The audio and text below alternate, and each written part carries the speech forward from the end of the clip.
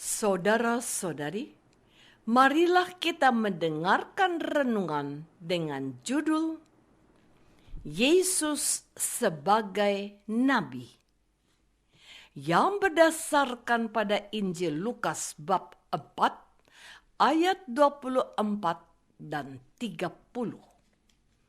Dan kata Yesus lagi, "Aku berkata kepadamu, sesungguhnya tidak ada nabi yang dihargai di tempat asalnya."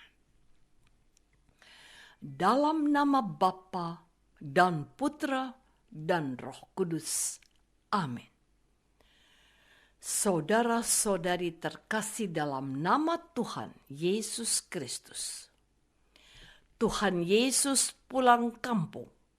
Ia mudik ke tempat dia telah dibesarkan oleh ayah ibunya, Yusuf dan Maria. Dia tampil di depan penduduk desanya dan diberi kesempatan menjadi lektor membacakan bagian dari Alkitab. Lalu ia mengajar mereka dan menetapkan bahwa pada hari ini genaplah nas ini sewaktu kamu mendengarnya. Mendengar apa? Yaitu bagian dari kitab Yesaya yang berbunyi, "Roh Tuhan ada padaku, oleh sebab ia telah mengurapi aku untuk menyampaikan kabar baik kepada orang-orang miskin. Dan ia telah mengutus aku untuk memberitakan pembebasan kepada orang-orang tawanan dan penglihatan bagi orang-orang buta, untuk membebaskan orang-orang yang tertindas, untuk memberitakan tahun rahmat Tuhan telah datang." Apa reaksi mereka yang hadir pada saat Yesus mengajar mereka? Mereka keberatan dengan kesaksiannya, sebab ia tidak melakukan apa yang dikerjakannya di luar Nazaret. Singkat kata, mereka menolak kehadiran Yesus di tanah ia telah dibesarkan. Saudara-saudari terkasih, atas sikap mereka itu, Tuhan Yesus berkata, "Aku berkata kepadamu, sesungguhnya tidak ada nabi yang dihargai di tempat asalnya." Lalu ia membuka telinga pendengarnya untuk menyadari kesalahan mereka, bahwa Elia telah diutus bukan kepada salah satu dari mereka, melainkan kepada seorang janda dari Sarfat. Demikian pula Elisa tidak melakukan mujizat untuk mereka, melainkan untuk Naaman, orang Syria yang disembuhkan dari kustanya. Baik Elia, Elisa, maupun Yesus sendiri dihormati di tempat lain, tetapi tidak oleh orang seasal dengan mereka. Mereka marah, mereka berusaha untuk melemparkan Yesus dari tebing. Namun, Yesus meloloskan diri dari usaha jahat mereka. Tuhan Yesus bukan saja dimusuhi oleh orang-orang Farisi dan ahli-ahli Taurat, tetapi juga oleh orang-orang sekampung halamannya sendiri. Mereka tidak menerima dia karena iri hati kepada orang-orang di Kapernaum, tempat Yesus mengadakan mujizat. Namun kita tahu juga, sesungguhnya orang-orang di Kapernaum sendiri tidak lebih baik dari orang-orang sekampung Yesus. Tuhan Yesus mengecam kota-kota seperti Tirus, Sidon, dan Kapernaum yang tidak juga mau bertobat setelah ia mengadakan mujizat di tengah-tengah mereka. Lukas bab 10 ayat 13 sampai 15. Sayang sekali memang, mereka bukannya bangga memiliki seorang tokoh yang sangat dihormati sebagai nabi, tetapi mereka menolak dia.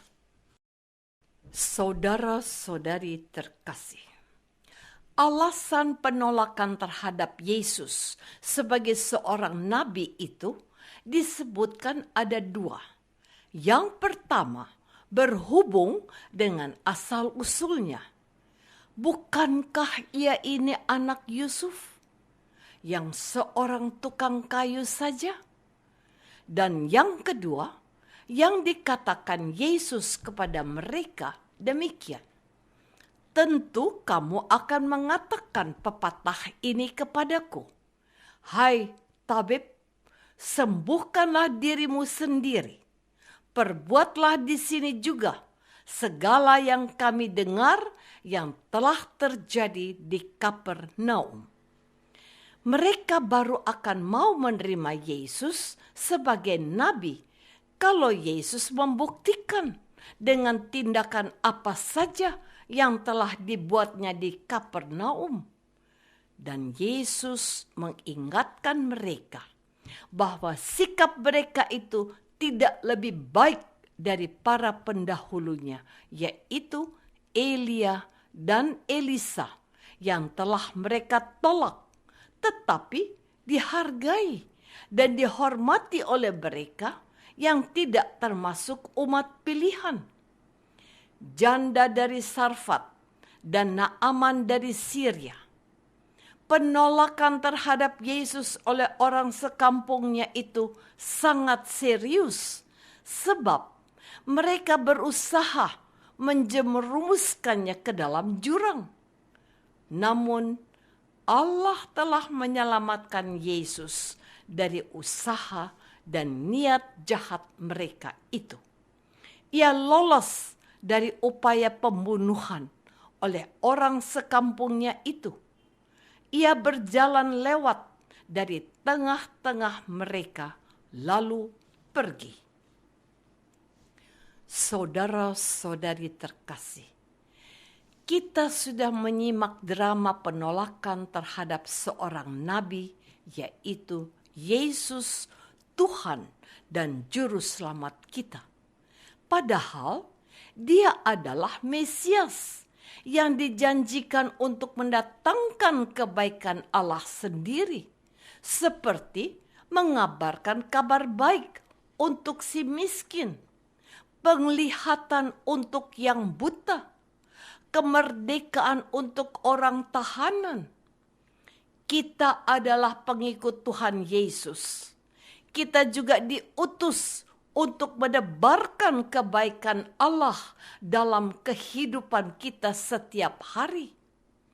Bisa jadi orang lain juga memiliki sikap penolakan, sebagaimana pernah dilakukan kepada Yesus. Apakah Tuhan Yesus berhenti berbuat baik? Berhenti mewartakan kasih Allah? Berhenti melakukan mujizatnya? Tidak. Sekali lagi aku katakan kepadamu, Tuhan Yesus tidak pernah berhenti untuk berbuat baik. Maka sebagai orang Kristen, kita diundang untuk mengerjakan kebaikan-kebaikan agar semakin banyak orang merasakan dan mengalami Allah hadir menyapa mereka. Diterima atau ditolak itu bukan urusan kita. Izinkanlah Allah yang bekerja dan membukakan hati dan pikiran banyak orang tentang perbuatan baik yang kita lakukan. Meskipun ada penolakan, tetaplah berbuat kebaikan, sebab kebaikan itu selalu dinantikan oleh banyak orang. Sebab Lebih baik menderita karena berbuat baik, jika hal itu dikehendaki Allah, daripada menderita karena berbuat jahat. 1 Petrus bab 3 ayat 17. Maka pada masa Prapaskah ini, marilah kita berlomba-lomba melakukan kebaikan agar Allah dikenal dan namanya dimuliakan. Apakah aku sudah berusaha mengerjakan kebaikan untuk kebahagiaan sesamaku? Marilah kita berdoa. Bapa yang baik, Tuhan Yesus ditolak oleh orang-orang yang seharusnya menghormatinya, tetapi mereka menolaknya. Berilah kami semangat untuk tetap menebar kebaikan dan kasih Allah, sekalipun penolakan harus kami hadapi. Sebab Tuhan diperlakukan sedemikian pula, sebab Dialah Tuhan Juru Selamat kami. Amin. Semoga kita semua selalu dinaungi dan dibimbing oleh berkat Allah yang Maha Kuasa, Bapa dan Putra dan Roh Kudus. Amin.